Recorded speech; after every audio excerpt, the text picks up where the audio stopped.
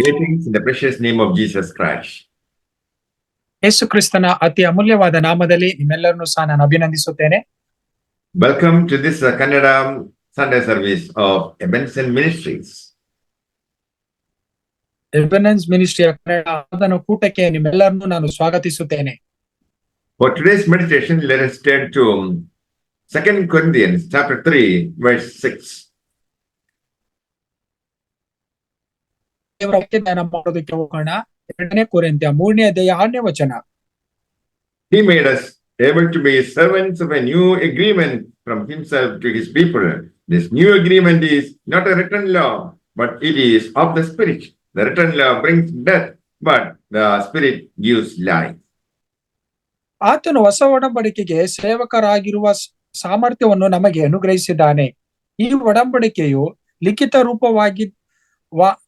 ಲಿಖಿತ ರೂಪವಾದುದಾಗಿರದೆ ದೇವರ ಆತ್ಮ ಸಂಬಂಧವಾದುದು ಆಗಿದೆ. ಲಿಖಿತ ಸ್ವರೂಪವಾದ ಒಡಂಬಡಿಕೆಯು ಮರಣವನ್ನುಂಟು ಮಾಡುತ್ತದೆ. ದೇವರ ಆತ್ಮ ಸಂಬಂಧವಾದುದು ಜೀವನುಂಟು ಮಾಡುತ್ತದೆ. Old Testament is based on obedience to the written law of God. ಹಳೆ ಒಡಂಬಡಿಕೆಯು ಯಾವುದಕ್ಕೆ ಅದು ಆಧಾರವಾಗಿದೆ ಅಂತಂದ್ರೆ ನಾವು ನೋಡ್ತೀವಿ, ಬರೆಯಲ್ಪಟ್ಟಂತ ಒಂದು ಧರ್ಮಶಾಸ್ತ್ರಕ್ಕೆ ವಿಧೇಯರಾಗುವುದಕ್ಕೆ ಒಳಗಾಗಿದೆ. The New Testament is based on the blood of Jesus Christ and sealed by the Holy Spirit. ಹೊಸ ಒಡಂಬಡಿಕೆ ಯೇಸುವಿನ ರಕ್ತಕ್ಕೆ ಹೋಲಿಕೆ ಆಗಿದೆ. ಅದು ಪವಿತ್ರಾತ್ಮನಿಂದ ನಮ್ಮನ್ನು ಮುದ್ರಿಸಲ್ಪಟ್ಟಿದೆ. The law reveals all people as law breakers. ಜನಗಳಿಗಾಗಿ ಆ ಒಂದು ಧರ್ಮಶಾಸ್ತ್ರ ಪ್ರಕಟವಾಯಿತು, ಆದರೆ ಧರ್ಮಶಾಸ್ತ್ರವನ್ನು ಅವರು ಕೈಗೊಂಡು ನಡೆಯಲಿಲ್ಲ. The law or letter kills, in that the penalty for breaking God's law is eternal death in hell. ಯಾವಾಗ ನಾವು ಆ ಒಂದು ದೇವರ ಆಜ್ಞೆಗಳಿಗೆ ನಾವು ವಿರುದ್ಧವಾಗಿ ಜೀವಿಸ್ತೇವೋ ಅವಾಗ ನಮಗೆ ಮರಣವು ಉಂಟಾಗುತ್ತದೆ, ಅದು ನರಕಕ್ಕೆ ನಡೆಸುತ್ತದೆ. The written law, the letter, was chiseled in stone by the finger of God, is unchanging and standard by which all are judged. ಅದು ಬರೆಯಲ್ಪಟ್ಟಂತಹ ಧರ್ಮಶಾಸ್ತ್ರವು ಅದು ಬದಲಾಗದು. ಅದು ಕಲ್ಲಿನಲ್ಲಿ ದೇವರೇ ಸಹ ಬರೆದಿದ್ದಾನೆ. ಅದು ನಿರಂತರಕ್ಕೂ ಸಹ ನೆಲೆ ಊರುವಂತದಾಗಿದೆ. The law can only condemn us as sinners, and the sentence is death. ಈ ಒಂದು ಧರ್ಮಶಾಸ್ತ್ರವು ಪಾಪಿ ಅನ್ನೋದನ್ನ ನಮಗೆ ತೀರ್ಪನ್ನ ಕೊಡುವಂತದಾಗಿದೆ. ಅದು ತೀರ್ಪು ಮರಣವಾಗಿದೆ. The law cannot give us righteousness or eternal life in heaven. ಧರ್ಮಶಾಸ್ತ್ರವು ನಮಗೆ ನೀತಿಯನ್ನು ಕೊಡಲಾಗದು, ನಿತ್ಯ ಜೀವವನ್ನು ಕೊಟ್ಟು ಪರಲೋಕಕ್ಕೆ ನಡೆಸಲಾಗದು. God saves us from death and grants us eternal life when we are born again through the power of the Holy Spirit. ನಾವು ಪರಿಶುದ್ಧಾತ್ಮನಿಂದ ಮತ್ತೆ ತಿರುಗಿ ನಾವು ಹುಟ್ಟುವಾಗ ನಾವು ಮರಣವನ್ನು ಜಯಿಸಿ ಬರುವಂತರಾಗಿದ್ದೇವೆ, ನಿತ್ಯ ಜೀವಕ್ಕೆ ಬಾಧ್ಯಸ್ಥರಾಗ್ತೀವಿ. The Spirit is the cause of new birth. ದೇವರ ಆತ್ಮನು ನಮ್ಮನ್ನು ಹೊಸದಾಗಿ ಹುಟ್ಟುವಂತೆ ಮಾಡುತ್ತಾನೆ. The Spirit who lives in believers seals and sanctifies them. ಯಾರೆಲ್ಲ ದೇವರ ಆತ್ಮನಿಂದ ಜೀವಿಸ್ತಿದಾರೋ ವಿಶ್ವಾಸಿಗಳು, ಅವರು ಪವಿತ್ರ ಆತ್ಮನಿಂದ ಮುದ್ರಿಸಲ್ಪಟ್ಟು ಶುದ್ಧೀಕರಣ ಹೊಂದಿದ್ದಾರೆ.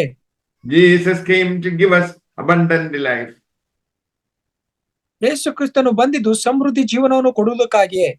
It is marked by the fruit of the Spirit, which is love, joy, peace, patience, kindness, goodness, faithfulness, gentleness, and self-control.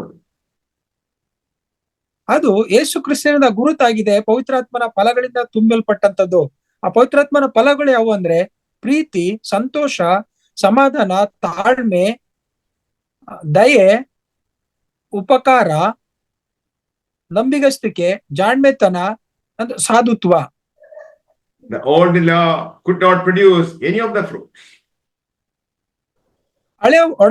ಹಳೆ ಒಡಂಬಡಿಕೆಯು ಯಾವುದನ್ನು ಸಹ ಯಾವ ಫಲವನ್ನು ಹಳೆ ಒಡಂಬಡಿಕೆ ಧರ್ಮಶಾಸ್ತ್ರವು ಯಾವ ಒಂದು ಫಲವನ್ನು ಕೊಡಲಿಲ್ಲ.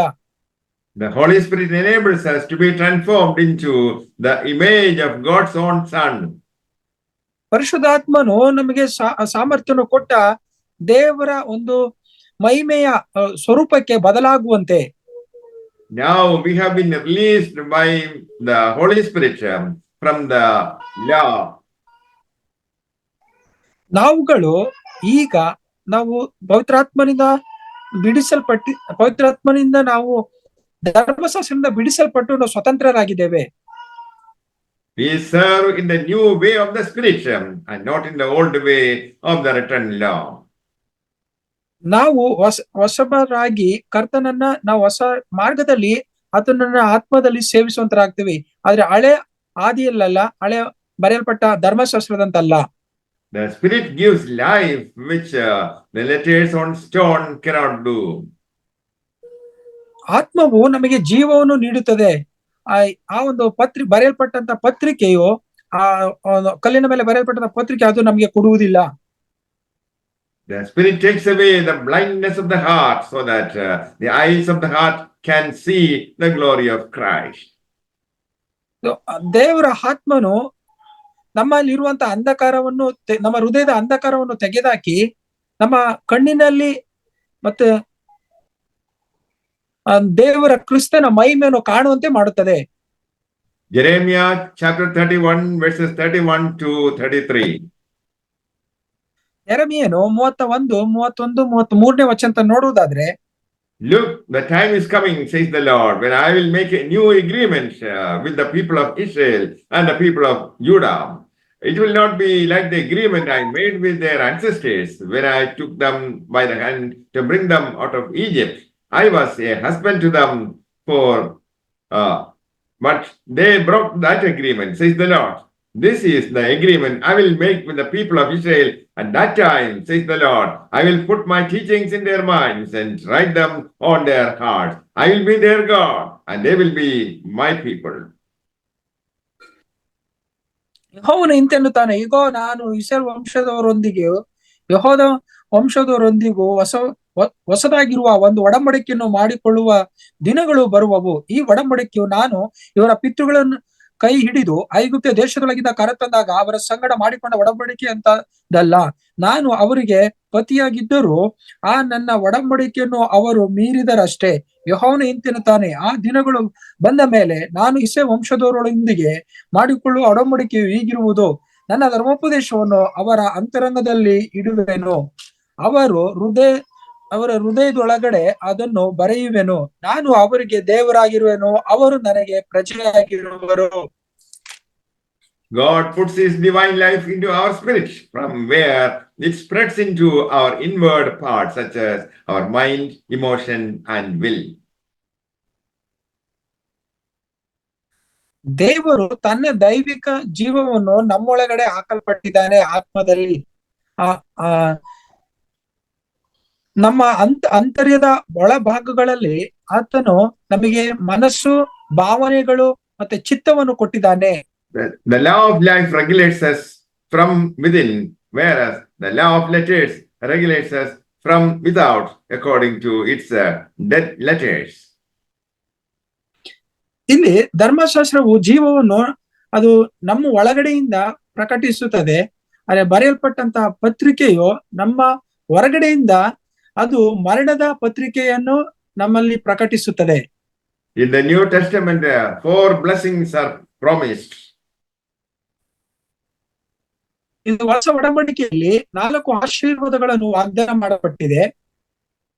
Imparting divine life into us, privilege of having God as our God and of being his people, enabling to know him in the inward way of life. ನಮ್ಮ ಜೀವಿತಕ್ಕೆ ದೈವಿಕ ಜೀವಿತವನ್ನು ಕೊಡುವುದಾಗಿ ಒಂದು ಆಶೀರ್ವಾದ. ಆಮೇಲೆ ನಾವುಗಳು ನಮ್ಮ ದೇವರಾಗಿ ನಾವು ಹೊಂದಿಕೊಳ್ಳುವಂತಹ ಅವಕಾಶಗಳು, ಅದೇ ರೀತಿ ಆತನ ಮಕ್ಕಳಾಗುವಂತಹ ಅವಕಾಶಗಳು, ಆತನನ್ನು ತಿಳಿದುಕೊಳ್ಳುವಂತಹ ಒಳ ಒಂದು ಮಾರ್ಗದ ಜೀವನವನ್ನು ಆತ ನಮಗೆ ಅನುಗ್ರಹಿಸಿದ್ದಾನೆ. Jesus established a better covenant night before he died on the cross.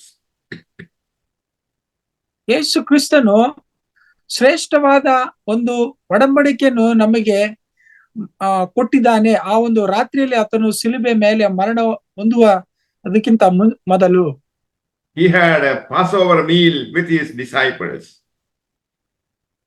ಆತನು ಶಿಷ್ಯರೊಂದಿಗೆ ಪಸ್ಕ ಹಬ್ಬವನ್ನು ಆಚರಿಸುವಾಗ He held a cup of wine and declared, "This is the new covenant in my blood."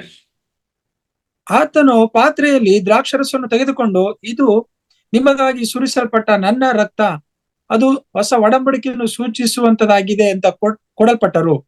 The new covenant has great transforming power. ಹೊಸ ಒಂದು ಒಡಂಬಡಿಕೆಗೆ ಸಂಪೂರ್ಣವಾಗಿ ಶ್ರೇಷ್ಠವಾಗಿ ಬದಲಾಯಿಸುವಂತ ಶಕ್ತಿ ಉಂಟು. The Old Testament was based on your ability to keep the law.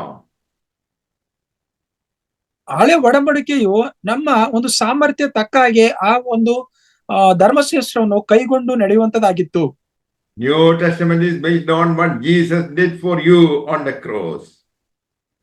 ಹೊಸ ಒಡಂಬಡಿಕೆಯ ಯಾವುದರ ಮೇಲೆ ಆಧಾರವಾಗಿದೆ ಅಂದ್ರೆ, ಯೇಸು ಕ್ರಿಸ್ತನು ಏನೆಲ್ಲ ನಮಗಾಗಿ ಮಾಡಿದನ ಕಲ್ವರಿ ಶಿಲುಬೆ ಮೇಲೆ ಅದಾಗಿದೆ. Old Testament gave no power to keep the covenant.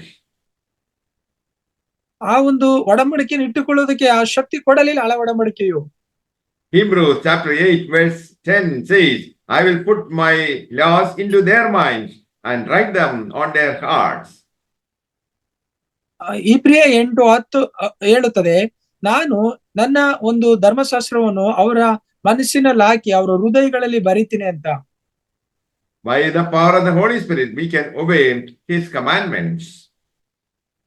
ನಾವು ಪವಿತ್ರಾತ್ಮನ ಶಕ್ತಿಯಿಂದ ಆತನ ಆಜ್ಞೆಗಳಿಗೆ ವಿಧೇಯರಾಗಿ ಜೀವಿಸ್ತೇವೆ.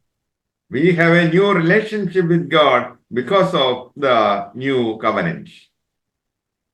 ನಾವು ಹೊಸ ಅನ್ಯೋನ್ಯತೆಯ ಸಂಬಂಧದಲ್ಲಿ ಇದ್ದೇವೆ ದೇವರೊಂದಿಗೆ, ಅದು ಹೊಸ ಒಡಂಬಡಿಕೆ ನಿಮಿತ್ತವಾಗಿಯೇ.